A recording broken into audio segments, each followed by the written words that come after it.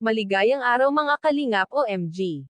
Kalingap Angels pinagtulungan si Edo, grabe talaga sa upload ni Kalingap Rob sa pagpunta nila sa Albay para asikasuhin ni Edo at Joy ang kanilang passport. Nakikita natin super enjoy talaga ang Kalingap Angels dahil first time nilang nakapunta sa Albay. At ang daming nanghinayang dahil kasama pala si Erica sa appointment na iyon sa pagkuha ng passport dahil may plano ang Team Kalingap na pupunta ng Hong Kong this coming January. Ganun pa man ay masaya pa rin ang Kalingap Angels na si Joy, Dara, at Roseanne kasama ang mag-asawang Kalingap Rob at Miss Jack at ni Kuya David's Vlog, Kalingap Edo, Sterox TV at Pure Health. Super nag-enjoy talaga sila sa pamamasyal sa Albay at dito nga pinagluluko nila ang tatlong angels kung sino ang may balat dahil sa hindi pagpapakita ng Bulkang Mayon.